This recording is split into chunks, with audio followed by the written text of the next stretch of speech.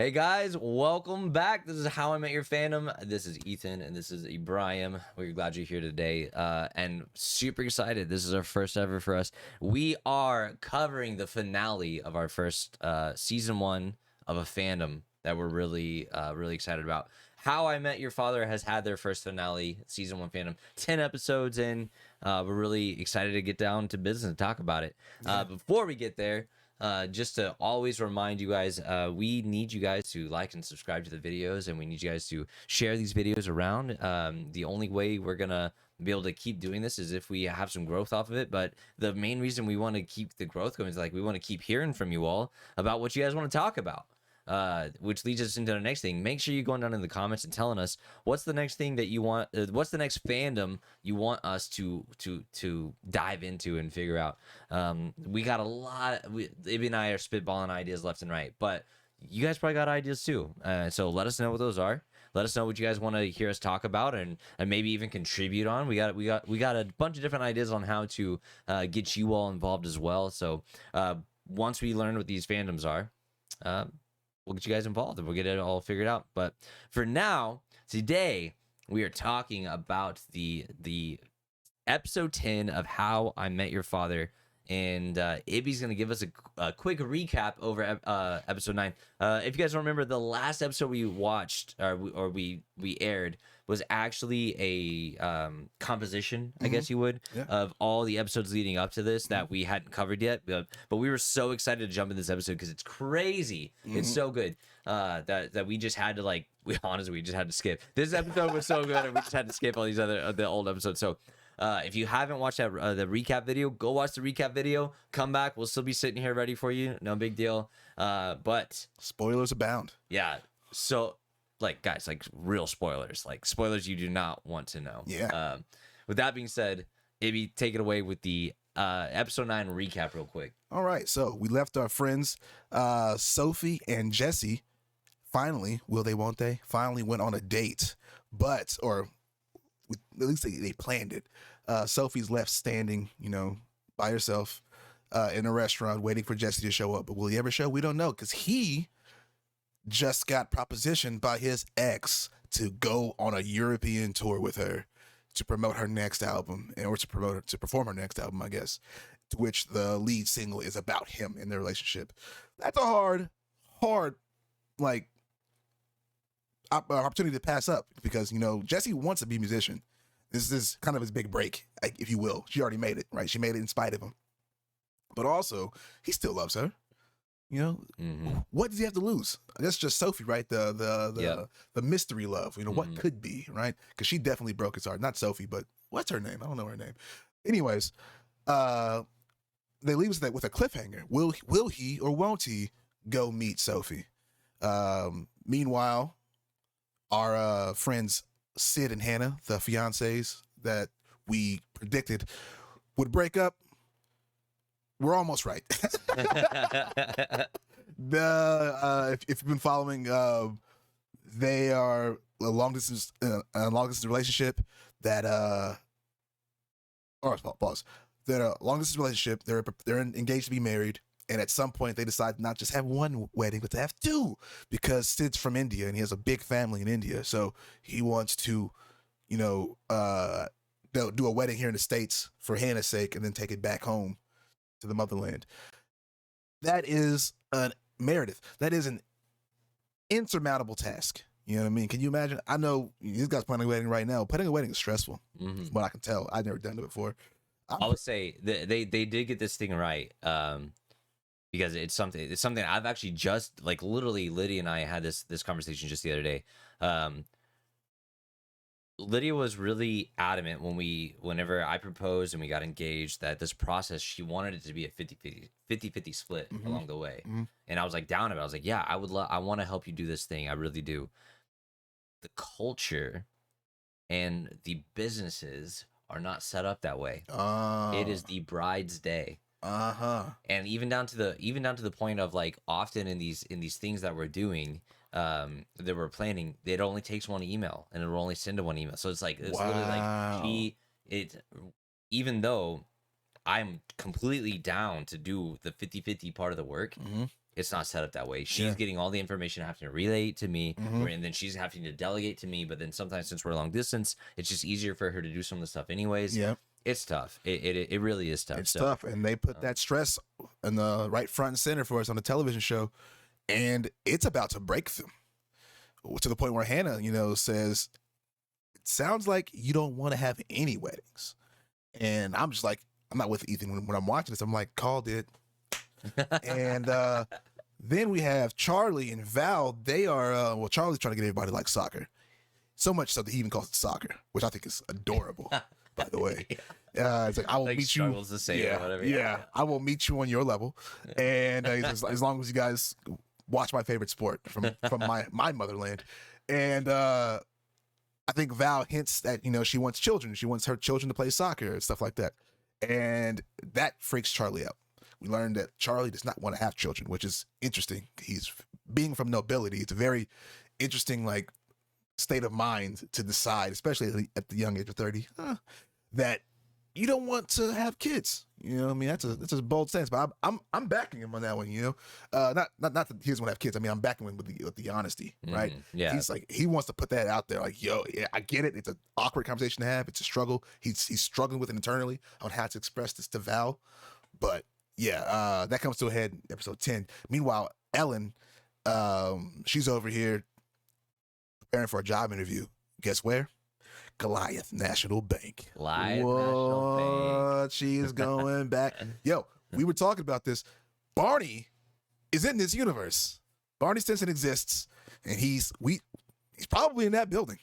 Goliath National Bank, which is a bank, the headquarters is designed by Ted Mosby himself. Right. Yep. She is interviewing for a job there, where upstairs, somewhere, probably the C-suite, lives Barney Stinson, and Marshall was there for a minute. Marshall did. Yeah, Marshall he did. worked there, but now he's a judge. Yeah. We know he's a judge. Marshall was a judge. Yeah, exactly. Marshall's a judge. So yeah, but Marshall was there too. So well, I'll save it. Yeah. We don't know he's a judge yet. Yeah, we don't know he's a judge yet. Yeah. That's a fact. That's true. What I could be messing up though is that he wants to be an environmental lawyer.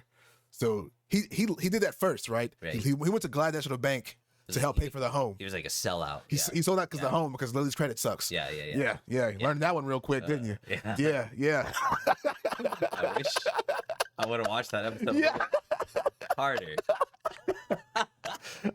Like, not to put your business out there, but I remember we talked about this. We were just like, we're buying a house, but I don't have credit. And I was like, you need both, right? Yeah. You need both. I don't know a goddamn thing about buying houses, America.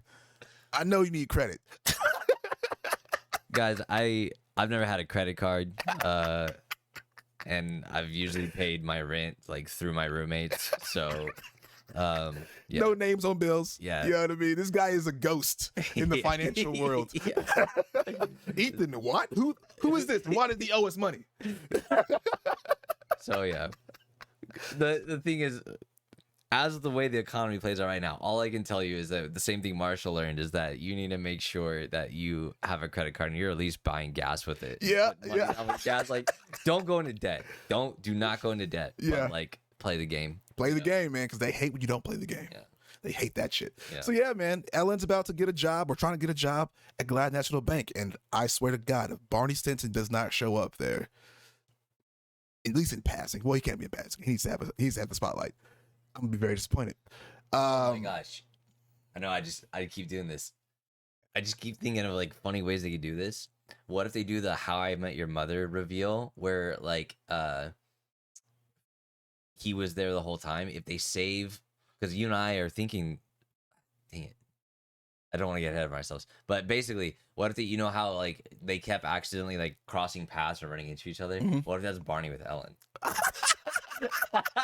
And like she's like in the meeting walks in the meeting as he's like walking out because like he's like done with the meeting and now she's in the meeting. Yeah, like that. yeah. Like elevator timing or like all these different things. Like, it's just like that could be so funny. Oh, dude, And especially coming from like that'd be like so meta of Barney to be like narcissistic in the way that he's describing the storyline. Yeah. It's like, you were always meant to meet me. Like and like telling her like I was here. I was here. I'm gonna show you how to live. You know what I mean? Oh my gosh, that'd be great. Yeah, I really want Barney and Ellen mess around. Yeah. Yeah. So yeah, that's it. That's where we left our heroes. We left our heroes. Sophie is being potentially stood up at the bar, or at dinner. Jesse is potentially going to Europe with his ex Meredith. Sid and Hannah are probably breaking up. Charlie and Val are probably breaking up. And Ellen is about to enter her career in a bank of all places. We were talking about in the last episode about, we have a bunch of working class, blue collar, or even artistic, minded career paths or career people, whether it's a photographer, a musician / teacher, a bar owner, and a bartender. And then a former business owner / farmer. She's going into the banking. She's literally going the opposite direction. Mm-hmm. Now, I think she's going into like the produce section of the bank. Like, it's fair to say she's the most well off of that group. Yeah. You know what I mean? Mm-hmm. Yeah. Like, she has income coming in from the crop. Right. So her money's making her money. Yeah, exactly. She's at that level. Exactly. Yeah. Even though she's in a crap apartment, she has consistent income. They even say at some point, I don't remember which episode, they're like, wait, you get farm money? Yeah. You haven't been paying rent. And she's like, I'm on my way out. Yeah, I'm on my way out because I can't stay here anymore. These guys are up all night playing with children. Yeah. Oh, well, video games. Yeah, that was in like episode 3, I think. Episode 3 is early on. We already talked about Yeah, that's where we left off. Episode 10. We get all of our answers. Jesse's just running late. There was what happened? I was like, I can't remember. But it doesn't matter. It was a train thing, probably. It's New York. He was running late, and it's very believable that he was running late. But man, the suspense. Yeah. I was this motherfucker's about to pull a Lily. Yeah. It's midnight train to Georgia, and he's going. He's going. He's leaving. Well, they keep making you think. The way it's set up, they keep making you think that it's because you already know Meredith is there. Yeah. So they keep making you wonder, is he not showing up because he went to Meredith? Yeah. You know what I mean? But they're not showing you like what's happening. Yeah, and like the beauty of television and whatnot is like we don't really know the timeline. Yeah. Chronologically at all. She's waiting at dinner, and then we're cutting over to Jesse with Meredith. What we don't know is that probably happened earlier, and that while she's at dinner, he's literally on his way and having a hard time about it. Yeah. Yep. Yeah. Yeah. And then meanwhile, Sid and Hannah, they don't break up. Whoa, we were wrong. Man, we were wrong. They just say, like you said, they stuck to the line. A beautiful, beautiful twist, beautiful misdirect. It sounds like you don't want any weddings. Yeah. 2 weddings, 0 weddings. They go to City Hall and elope. Yeah. Yes, they got married without a wedding ceremony. That is beautiful. Yeah. It sucks because like personally as someone who's not married, I've been in a lot of weddings before and it's a good time. I enjoy a wedding and I encourage anybody to actually have a wedding. I don't encourage anybody to go broke doing it. But yeah, have a wedding, have a party. They rob their friends of a party. But yeah, Charlie and Val, or Charlie confronts Val that he doesn't want to have any children after Val babies Ellen's stray cat that she picked up as a comfort animal for bombing her interview at Goliath National Bank. Her interviewer was not Barney. That was disappointing. But yeah. She brings home a cat, and Val loves cats, and she treats the cat like a baby. Pause. Rewind. This is all before Charlie has his little one-on-one with Ellen. Oh, right. Yeah. Telling her that Val wants to have children, and I don't. What do I do about this? And Ellen gives him, I guess, the bad advice of just going with it. You know what I mean? Yeah, just going with it. And then, okay. Interesting take. Okay. Yeah. Again, I'm a straight male. I don't know how this feels or how it's gonna come across, but I know like I need to be careful with the things I say. Straight white male. Yeah. Watch straight out. White male. Yeah, you're right. I'm sorry. Yeah. But going with it, she's a lesbian. She's not gonna ever know this concept of biological reproduction. She could. Well, no, For her, not from her. She could, but it wouldn't be from her partner. Gotcha. Yeah. You know what I mean? Yeah, Like, yeah. she automatically has a disconnect. Yeah, gotcha. Unless clearly she could be artificially inseminated and all the things along the way, and which I'm super curious to see how that line turns out. Remember, Ellen's line, or not line. That sounds right. Ellen's progression, story, character development turns out to get her to like maybe that place in the show. That'd be super cool to see. What he's referring to is the neighbor across the street that we saw earlier that Ellen bombed with because she tried to steal her tomatoes. Yeah. And then like fronted that she was her grandma's, or the neighbor girl, the grandma's best friend across the way, whom she wasn't. And then, you know, she embarrassingly accused the granddaughter, the neighbor, of being an elder abuser and stealing from the grandma. Yeah. She was wrong. That's literally the granddaughter, and she's moving into her grandmother's apartment. Elder fraud. Elder fraud. Yeah. Is that an actual term? I know he delivered it. I was like, that sounds legit. I know elder abuse is, so I would know the magic. I would probably is. Yeah. She confronts her on being an elder abuser, and she's wrong. That's the granddaughter, and she's now moving in across the way. So it's gonna be a real awkward, neighbor dynamic. That cat happens to be the granddaughter's, whose name I don't know. I'm calling the granddaughter, and the cat, it turns out to be like kind of like a ruby slipper, not a ruby slipper, but a glass slipper, Rachel. Right? Rachel. So like a glass slipper. She returns it to the owner, and they kind of like have a crack at it. They reconcile. Yeah. Right after she sneezes in her face, which is disgusting. Yeah. Great little bathos, right? Yeah. You know what I mean? Like a serious moment. Oh, they're gonna go at it, and then I boo at you. I'm excited. I'm shipping this relationship. I hope it works out. Mm-hmm. I hope it goes well. I like it. I like the development. I like the problematic start. With like it like sets it up for like bumpy roads along the way, but maybe it's gonna work out. Yeah. But that being said, like I think I interrupted you on their tangent with the biological thing. Oh yeah. That all I'm saying is that like the reason why it comes across as Ellen's advice to Charlie is mainly poorly given is because she actually can't understand where he's coming from. Like this idea. She's also adopted.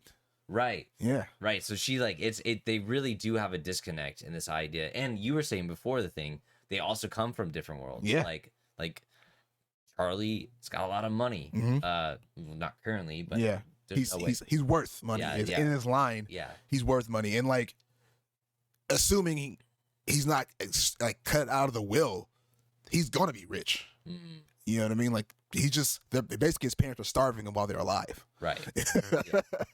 So right. Yeah. But basically, that's all I was getting at. Is that, like it's funny that like Ellen's advice comes across so, I guess like casual. Yeah, casual because it's literally not like probably not something that's on her mind. Mm-hmm. Yeah, like not a problem she has to deal with. Yeah, currently, and when she does, it'll be something that is very clearly addressed between her and her partner. That's a different conversation they have to have. Yeah, they literally who's gonna carry? Do either of us carry? Yeah. Do we adopt? I know you're adopted, Ellen. Right. Is it important that we adopt? Which it probably is. So yeah, there's a whole different avenue for her. Charlie is legitimate about. I don't even think he wants kids. Yeah. You know what I mean? Right. Because adoption is always on the table. You know what I mean? But like at the end of the day, a kid is a kid, and he seems to be adamant about not having children. Like that's just not the life he wants to live. Right. On some Barney Stinson shit. We said earlier that Ellen and Charlie are like a divide, bifurcation of Barney Stinson. It is, yeah. I like that. Bifurcation of Barney Stinson, and boom, like they both have the qualities of Barney Stinson, but like separate, right? And they were just combined. Barney would just suit up again and ride. But yeah, Barney didn't want kids. Now we know he had a kid, but he didn't want kids. Charlie does not want kids, and that can always change. And he tells Val that will never change, and that's a stupid thing to say. Yo, so people hate that How I Met Your Mother conclusion about Barney having. I freaking love it. It's and like amazing. When he sits there and says, "Everything I am, everything I have, it's all yours," dude, I cry. Dude, I freaking cry. Like 100. It's like That's some of the best acting Patrick Harris has ever done. We talked about it in the last episode. I told you about the video I was watching of the guy he hates the conclusion of Yeah. How I Met Your Mother. Yeah. Like, Fuck that guy. We're just not gonna get along. We're just not gonna get along. It was a pretty good ending. Beautiful. The only woman that he ever loved truly was his daughter. Yeah. You know, I love it. and for someone who was, we talked about this before, someone who was so scarred and damaged from his childhood, hopefully forgoes all that and just becomes the best parent. Mhm. You know what I mean? Like, you take that trauma and you just turn it into love. Yeah. Yeah. And I think he's gonna be a good job. He's gonna do a good job, but I really like to see a pickup on that. Again, bring him back. Yeah. Maybe he's not there anymore. Maybe he took a simpler route. Maybe he's not at Glide National Bank. Maybe he's like, maybe he kind of just, Maybe he gave it up. maybe he runs into Ellen on the way out. I used to work here, Dang. but Yeah. I found a different way. Yeah. Holding the little girl's hand. Yeah, that's a dream. Working at that.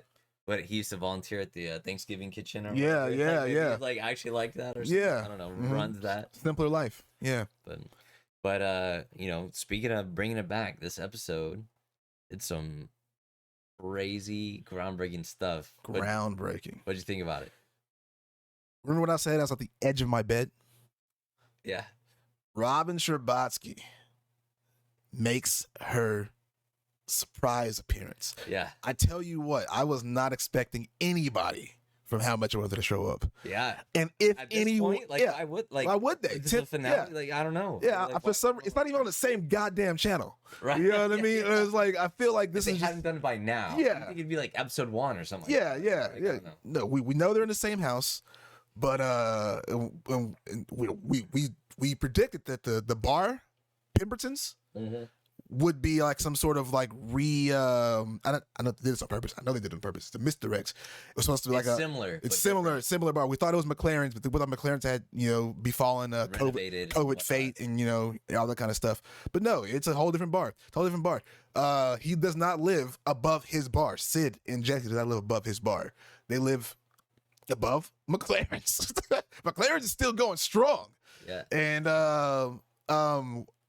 we're fast forwarding a lot here, but Sophie essentially she gets spooked from after hooking up with Jesse. Yeah, they got it. Well, they did it. They did it Oh yeah, I forgot. twice. Yeah. And somewhere Jesse made the egregious mistake, Pulls a Ted. pulls a Ted Pulls a Ted. and tells Sophie he loves her. Now, at first, I thought he said Meredith. Yeah, I know he said Sophie. I was on but, the same tip. Too. yeah. Like, I literally I was like, oh no, he messed up. And Yeah. like, oh no, he did mess up, but not in the way. Not in the way, he yeah. messed up. It's actually a good mess up. Yeah, That's the yeah. best way you can mess up. And Sophie took it all the wrong way. She's like, we're moving way too fast. Y'all just boned on the first date.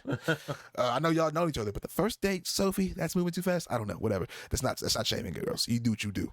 But Sophie gets spooked and she decides to, just cut it off, cut bait. She's out. She doesn't want to do this anymore. You know what I mean? She goes to Jesse's place before their event, before her big event, which is going to reveal her perfect shot, which is a picture of him. He knows that, right? Does he know that? Was it a surprise to him? I don't know. Oh, I don't remember. I don't remember. But yeah, anyways, she decides to cut bait and says, yeah, I'm not doing this anymore. And she goes downstairs to have a drink, blow some steam before her show. And lo and behold, who's sitting there at the bar? Robin goddamn Scherbatsky. Mm-hmm. And who's at the bar? Who's tending bar? Carl. Good old Carl. Carl. He is the millennial bartender, right? And like Oh, for he got How Much Your credits. Father? Good for him. Good for Carl. Yeah, Carl was the reoccurring character, the bartender who always had a quick jab to make. Love it. Love that he got to come back too. He still looks jacked too. Anyways, Robert Scherbatsky's down there, and I'll tell you what, I flipped. I'm in the other room. Ethan's in here with his girlfriend, his fiance, and I'm like, no way! Oh my god! I heard it. Ibby's a loud guy. Okay, Ibby's a loud guy. But our house is pretty good at separating our sounds. Okay, Yeah. like it's like I don't hear him that It's the often. vortex in the hallway. Yeah. There's a very loud thing in our hallway. That is for sure. I definitely heard that. Definitely heard that. So, and then I didn't get to watch it. I was pretty delayed on it. I was like I watched it a week after or something. Yeah, it was very But depressing. Yeah, he had to hold this from me for like a whole week. I have 2 outlets for this show, and it's Ethan and this show. So I'm just like, it's Carlos, that Pablo Escobar meme. Yeah, like, yeah, we're sitting outside. yeah. Yeah. Yeah. When you edit this, you should put that in there. That's just pop episode between us, yeah. But yeah, man, whenever I saw her, you know, I watched it with Lydia. We watched episode 9 and 10 back to back. And we were sitting there thinking, like, of course, we're like, Jesse, you're freaking messing this up, dude. You're messing it up. You're messing it up. Then he comes through, and of course, there's something weird going on, and you know, the next episode starts, and they're like doing just fine. They're doing just fine.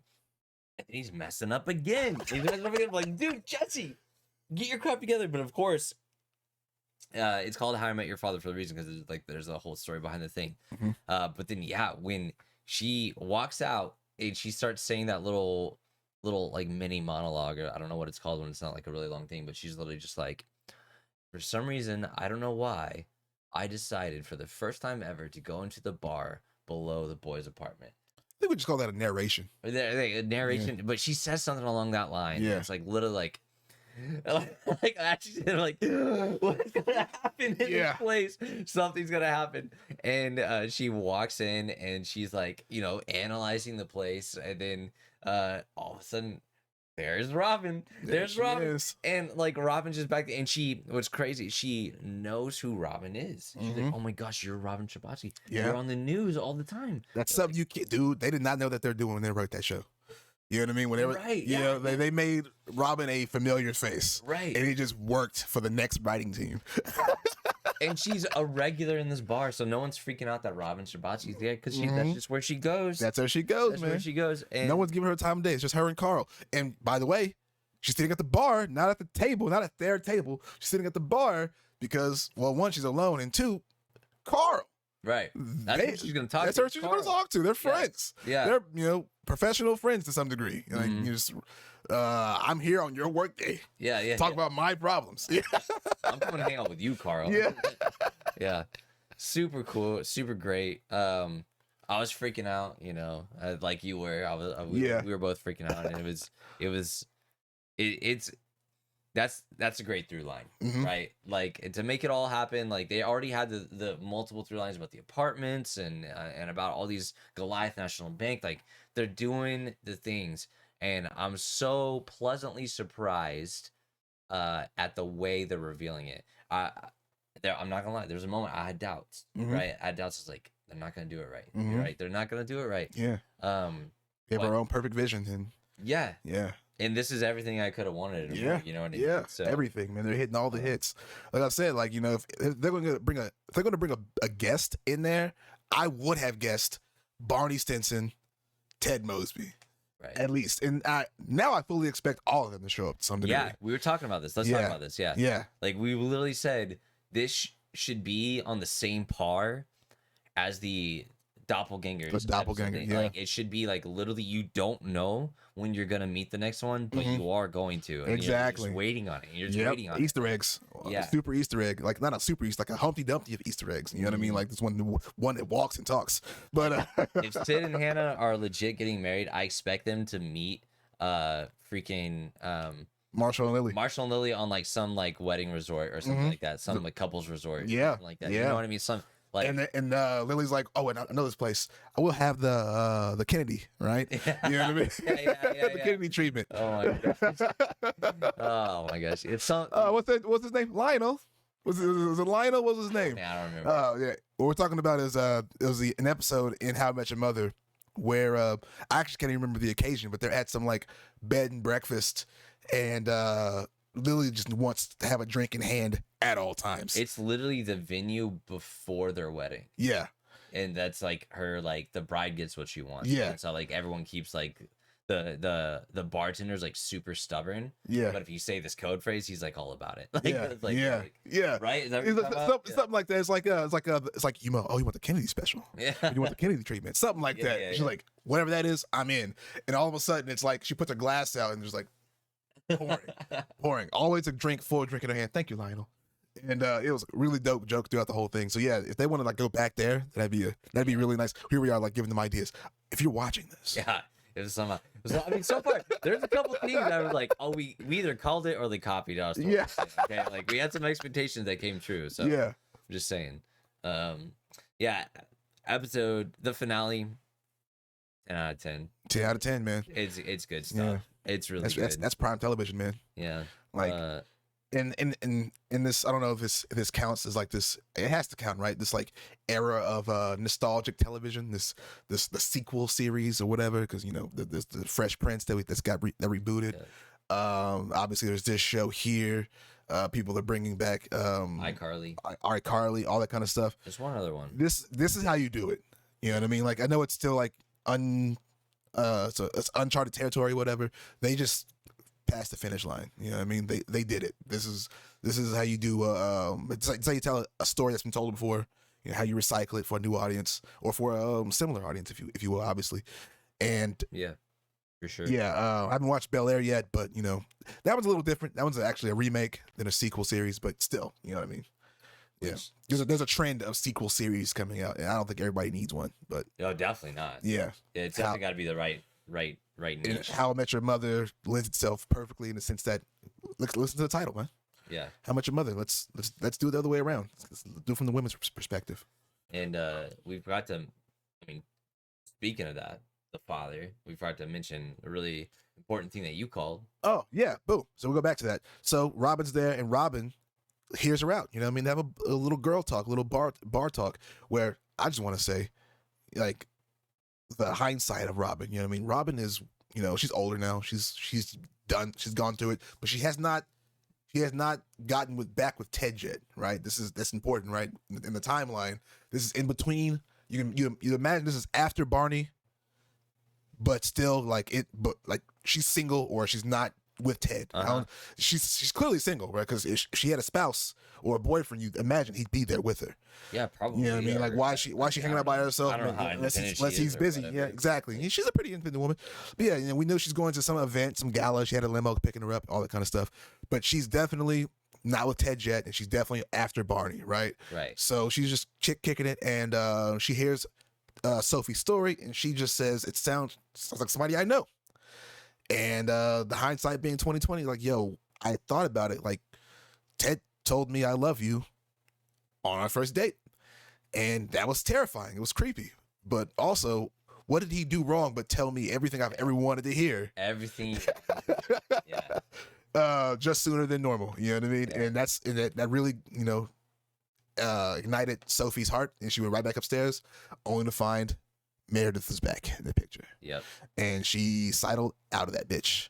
She's like, yeah, I'm not sticking around for that. She didn't want to come through, blow it up like a grenade.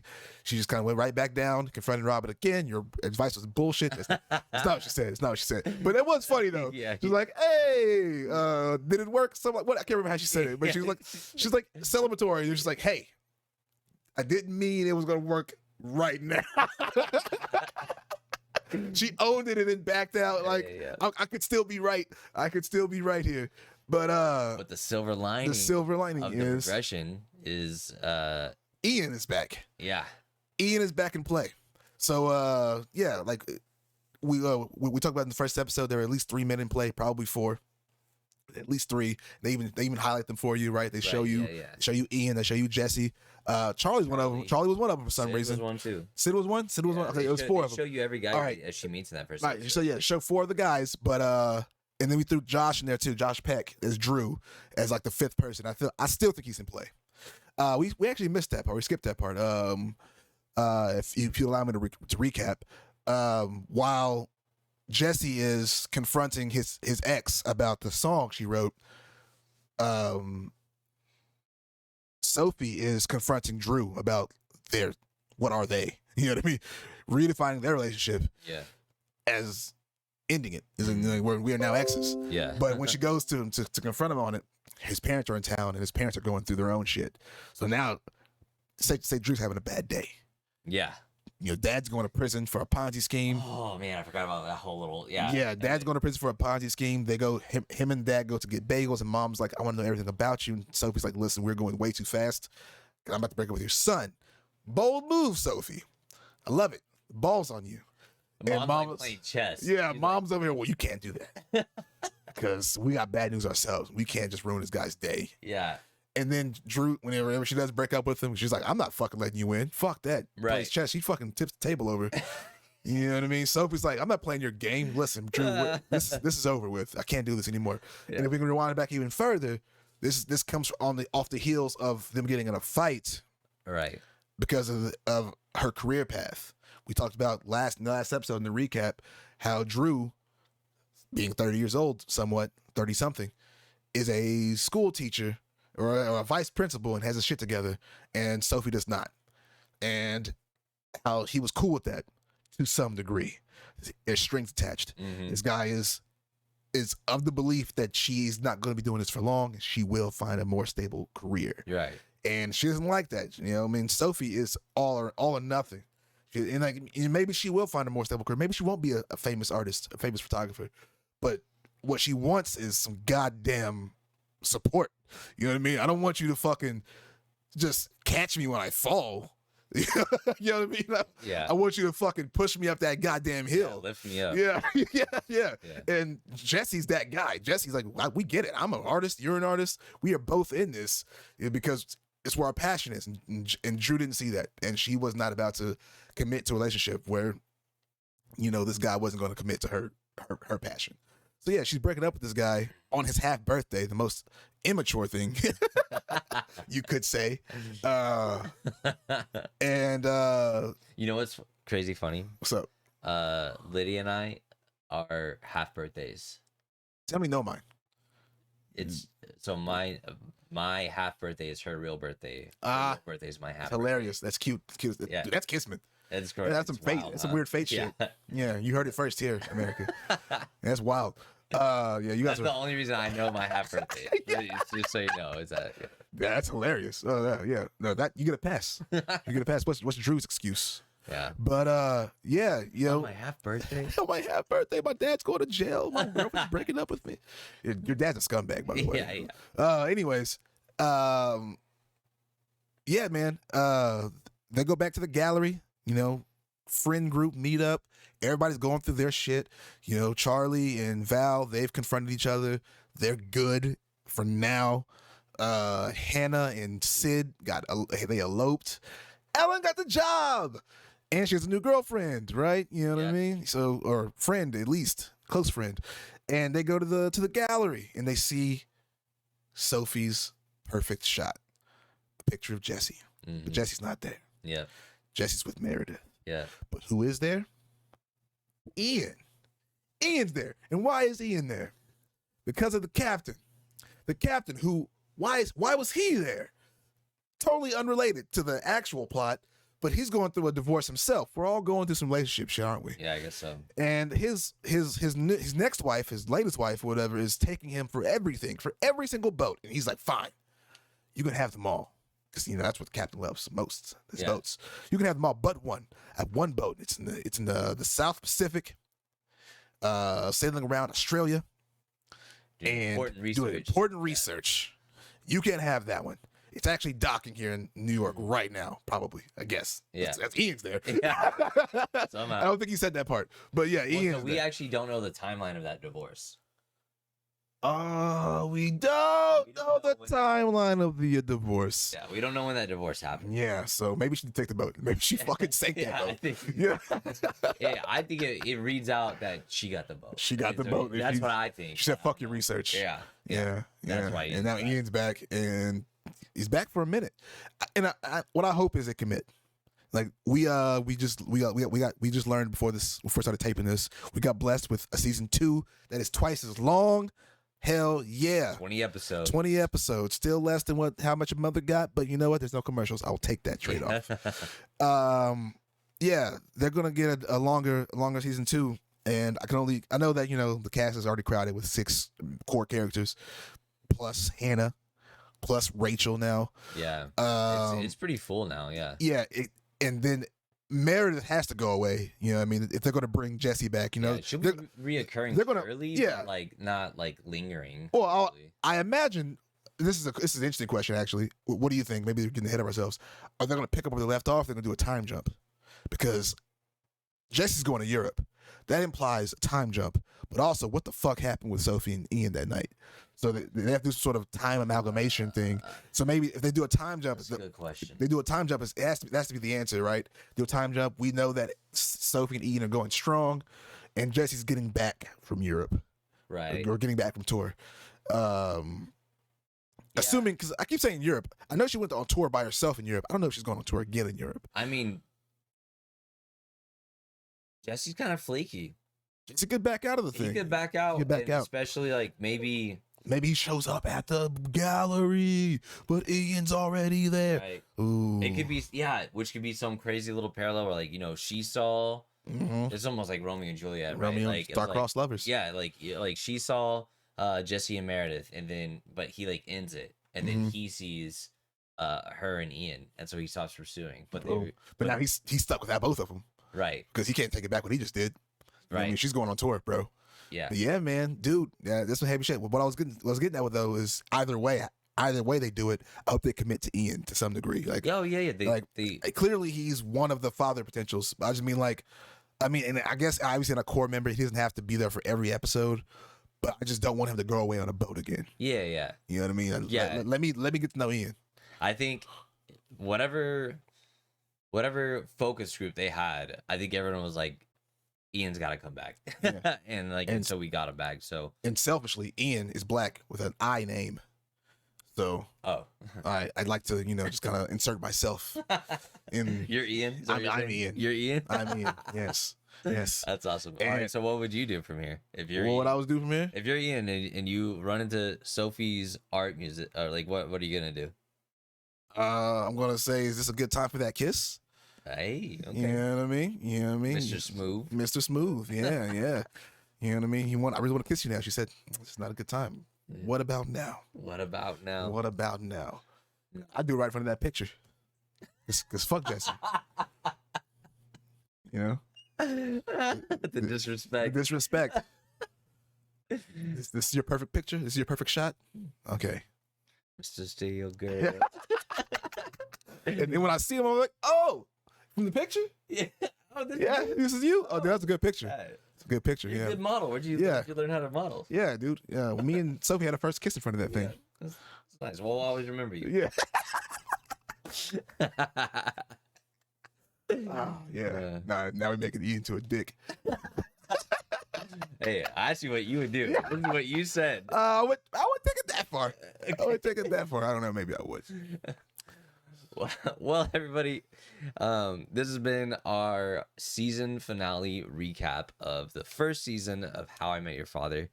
Thank you guys for being here. Thank you guys for watching. Again, make sure you like and subscribe, and be posting down in the comments. That what do you guys want us to cover next? We have our plan. We have our scheme. We Attack on Titan's coming next, baby. Oh yeah, Attack on Titan, Demon Slayer, Last of Us, Batman. We're covering. The spectrum is huge. Let us know. Yeah. My Hero Academia. Kingdom Hearts. I want to do Kingdom Hearts. Yeah, this we got everything. A little bit. Oh, serious about Digimon. Oh yeah, Digimon. I'm Pokemon. That'd be sick. Pokemon. Digimon War. Did you see the new Pokemon game got teased? Yeah. Scarlet. Yeah, dude. I saw that. Okay. Yeah, I'm still mad. I still haven't played the other one, man. I still haven't played Arceus. I need to play it. I told you. I can't remember if I told you this before. I haven't played it. I'm still mad at them. I've rationalized. I hate this tutorial. It's a long tutorial. It's fucking long. Yeah. And I was like, I know how to play Pokemon. God damn it. I am 30 years old. I was here. I understand the irony of that sentence. Yeah. I was here when it was incepted. You know what I mean? I know what's going on. Yeah. Jesus, let me at it. And if I don't, I'll figure it out. You know? Yeah. It's not brain surgery. Yeah. You know? So it's funny, they keep introducing new items, and so it kind of keeps going. Yeah. It kind of keeps going. But I swear to God, man, it's like side tangent, guys. Game Freak is one of the most successful game companies in the world, and they get away with murder. You know what I mean? Like, if it were up to me, I would lead a goddamn rebellion on Pokemon because they need an overhaul. They have golden IP, but because we keep buying their products, they have no incentive to really change. And almost on some like political shit, they'll give us these little half measures. We heard you. So we did this, and it's like it's not enough. You know, I want a difficulty setting. You know what I mean? Yeah. I want the bad guys to not have the same type of Pokemon. Yeah. You know what I mean? Oh, you brought Dark type? Okay, that's thematic and easy to fucking thwart. Yeah. You know what I mean? Like, I don't know. I'm done. I just save another Pokemon episode. Yeah, that's for the Pokemon episode for sure. For sure. But yeah, everybody, we are happy you're here, and we're happy to say we just finished our first little spiel of the fandom. Yeah. So this is sick. How we met your mother, how we met your father, how we met your fandom. Yeah. So come tell us. How'd you meet yours? Solid. Bye, everybody.